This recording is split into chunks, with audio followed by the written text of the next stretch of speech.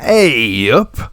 Right, checking your valves or tappets on your Royal Enfield Classic 350, Hunter 350 or Meteor 350.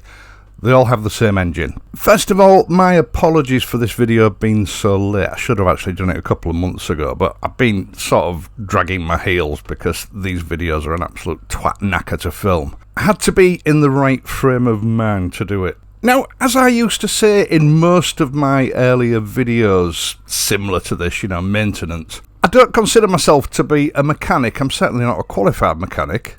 I'm just a motorcyclist who, through necessity in the past, had to do a lot of his own maintenance to keep running costs down.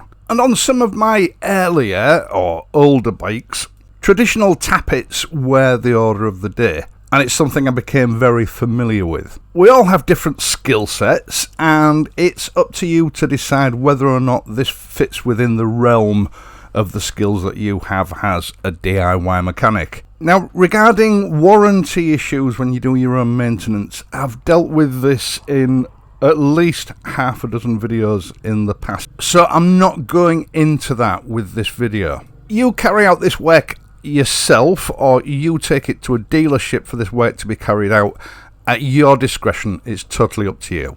Now, the Royal Enfield maintenance schedule for these bikes states that your tappets should be checked and adjusted if required at the first 300 mile or 500 kilometre service, and then every 6,000 miles or 1 year, whichever is soonest. Now, my experience of these tappet setups is, yes, you do usually need to adjust them on the first service, but just taking, for example, my Interceptor 650, I checked and adjusted the tappets at the first service. The 3 times that I've checked them since then, they've remained within the values set by Royal Enfield. Now, this is not surprising because obviously valve wear is dependent on use and mileage, not time. So going forward, on the assumption that this video will be here on YouTube for many years to come, as these bike models get older and move out of warranty, once you're out of warranty, I would just use the mileage values for checking and adjusting your tappets. And it stands to reason, if you're not doing a lot of mileage, you set your tappets and then only do 200 miles before the year is up because it's been a bad summer or whatever. If that was carried out correctly, there's no way they're going to have shifted out of adjustment after a year. Right, let's get on.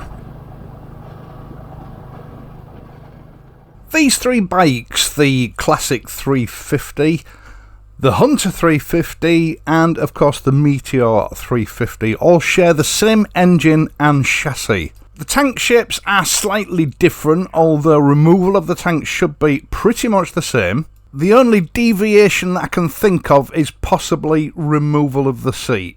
Other than that, this operation that I'm about to show you here should be pretty much exactly the same. Right, you need to remove the tank to actually get at the rocker box, and before you can do that you need to remove the seat. On the Classic 350 this is facilitated by removing 2 long bolts underneath the seat, and these are held in place with an aircraft type locking nut which is on the right hand side of the bike underneath the seat. And once you've removed those locking nuts, the actual bolts themselves just slide out fairly easily.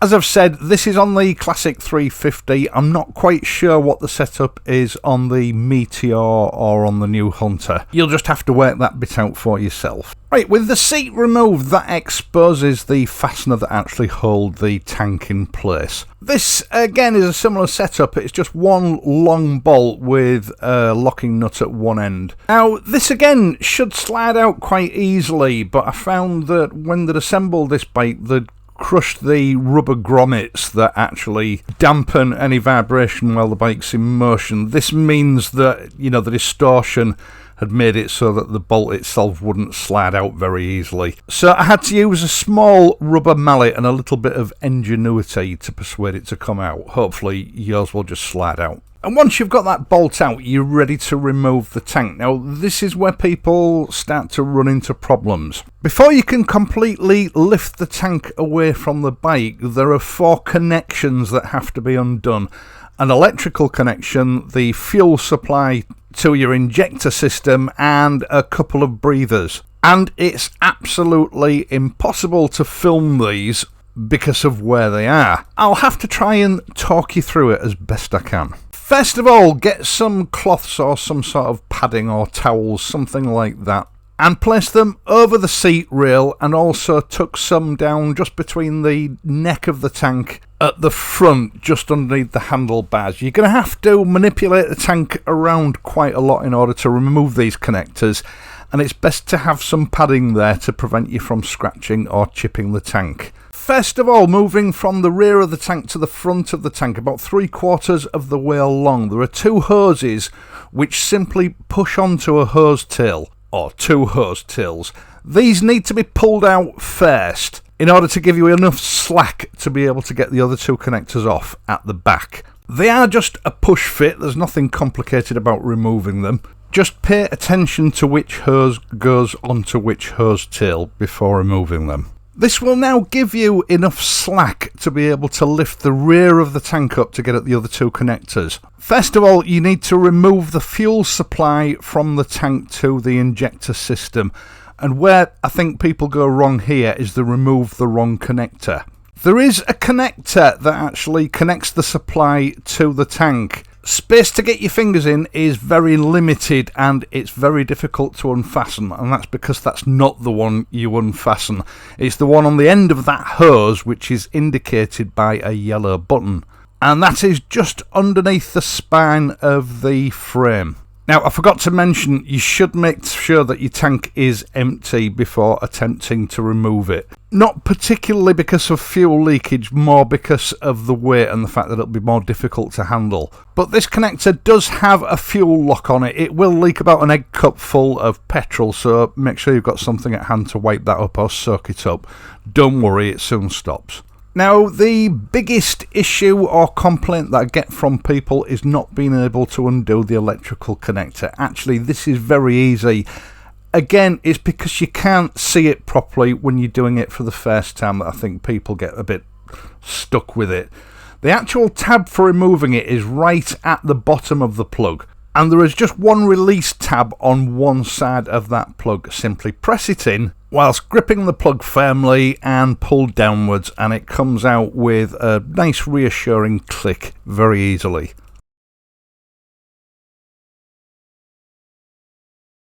You can then lift the tank away from the bike and put it down somewhere safely. I would prepare an area for your tank to make sure that you don't actually damage it when you put it down.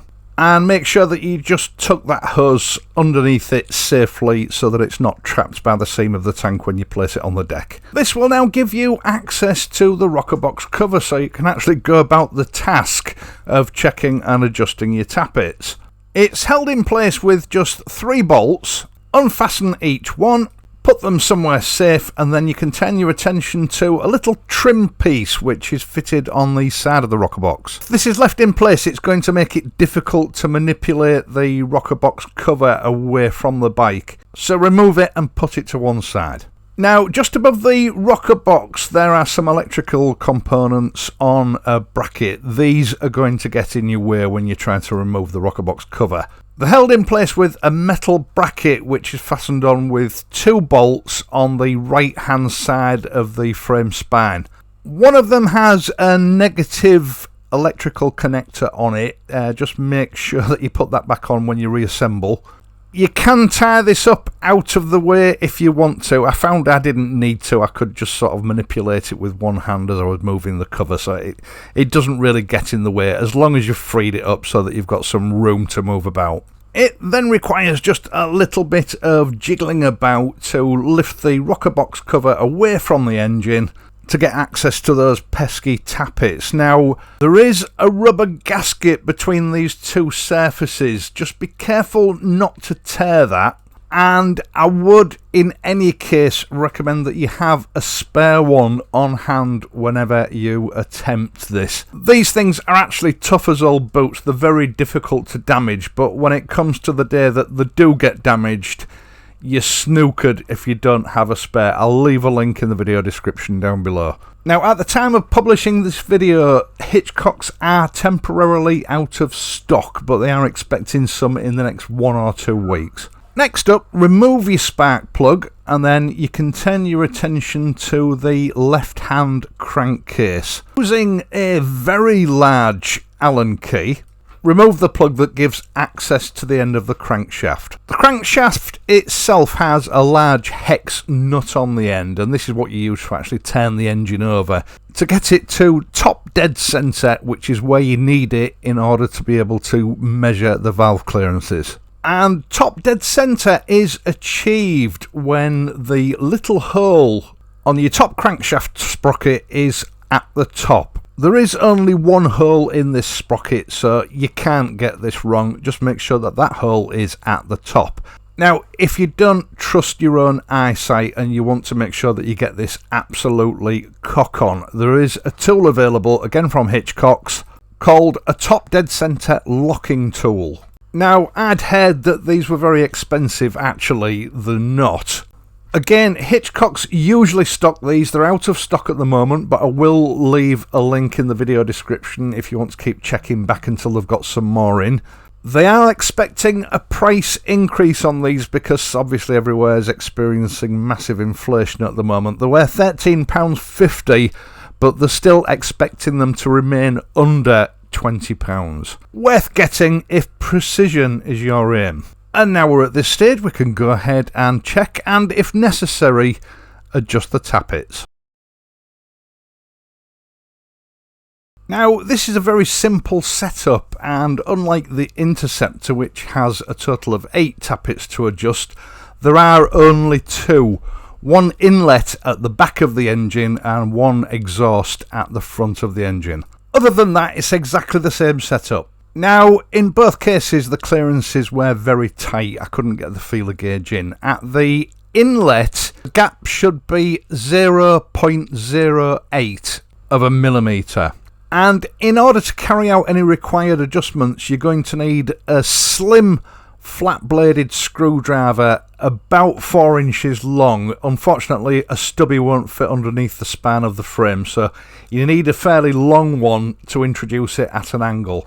You're also going to need preferably a 10mm ring spanner. I couldn't find mine, so I had to use an open-ended one, which isn't ideal, but it's doable.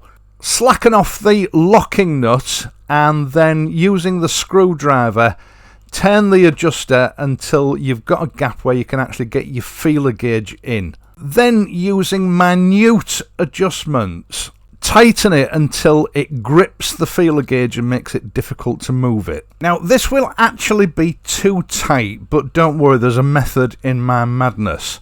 When you tighten your locking nut back down, this will actually open the gap up very slightly because of the slack in the tolerances on the thread, which should make it roundabout right. But don't worry if it isn't right. Just repeat this process until you're happy with the results. For anybody that's not doing this day in and day out, it's likely to take 2 or 3 attempts to get the right gap. That's perfectly normal. And the end result that you're looking for is a gap where both surfaces are touching your feeler gauge and causing slight resistance, very slight drag, but not too much. It shouldn't be nipping the blade and making it difficult to move. Just enough resistance to perhaps make the blade flex slightly as you're pushing it through, especially with this very tight 0.081. It's a little bit more difficult with the other one because it's a stiffer blade. But as I say, they call these feeler gauges for a reason. You feel the gap rather than see it. It doesn't matter whether you start with the inlet or the exhaust first, but when you're happy with the first one, obviously move on to the second one. Now, your exhaust gap should be 0.18 of a millimetre. And again, the exhaust gap was very tight on my bike. Use exactly the same procedure to adjust this one. Use the spanner to slacken off the locking nut and then use your screwdriver to actually adjust the gap. I've heard some people say that the correct setting should feel as though you're dragging your blade over a magnet, but I think everybody's perception of a magnet is a bit different. You know, you've got weak magnets and you've got strong magnets. So although I sort of get where they're coming from, it's not a way I would like to describe it. But I found that with these Royal Enfield Tappets, if you just use the adjuster to slightly pinch the blade so it's difficult to move, and then hold the adjuster in place while you tighten the locking nut up, that usually lifts it to about pretty much the correct tolerances. And that is that you should just feel a very slight resistance or drag on that blade as you drag it backwards and forwards through the gap. As I said, I always prefer to use a ring spanner for this because you can literally just hang it on the nut so that it's there more conveniently when you need to tighten that nut up. Anyway, once you're happy with your clearances, make sure that your locking nuts are tightened up, but don't over tighten them. You don't need to put an awful lot of pressure on these. And then we're ready for reassembly. Now, at the factory, for some reason that I've never really been able to work out, the gasket is glued onto the inspection aperture. Now, I've never really been able to work out why they do this. I always thought it was to stop any form of weeping or leakage. But after the second time I carried out this task on the Interceptor, I stopped gluing it back in place and I've never had any leakage. Now, what you've got to remember is there is no oil pressure in your rocker box. It's just a bath of oil that splashes the oil about to lubricate the parts at the top of the engine. Now, I've seen and I've heard of people, in order to cut corners, not removing the gasket and simply laying it in place and then fitting the rocker box cover over the top. I wouldn't recommend this.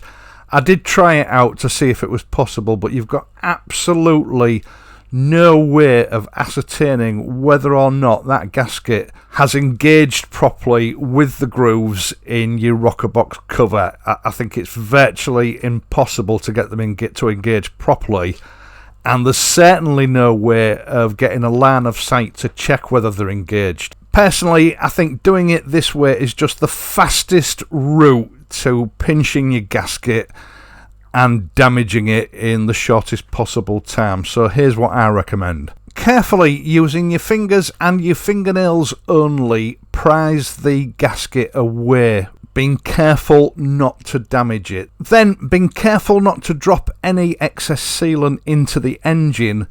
Again, using your fingernails, remove any excess gasket sealant. You don't have to remove all of it, just any big blobs, and there were some big blobs on my engine. But as I say, be very, very careful to make sure none of that sealant falls into the engine. You don't want it blocking up an oil gallery anywhere. Then do the same with the gasket and just remove any big blobs that might cause you problems when you're refitting it. Then, making sure that you've got the orientation correct, fit the gasket into the groove on the rocker box cover. It actually fits in place quite securely, but it also helps to sort of hold it in place and keep checking with your fingers as you refit the rocker box cover to make sure that it remains in place. This is the safest way to do it. By all means, if you want to, use some gasket sealant in the same areas that the factory fitted it. As I've said, I've stopped doing that with the Interceptor. I've never found it to be a problem. I've never had any oil weeps. And after fitting this, I didn't use any sealant on this. I've taken it for a good run, and again, there's been no leakage. But that's entirely up to you. Just make sure that the semicircular portion of the gasket fits into the corresponding sight aperture on the engine, and that it engages properly, and you're good to go. It is a little bit fiddly getting it back into place, but you need to be patient, keep your cool, and just take your time with it. It's not that difficult.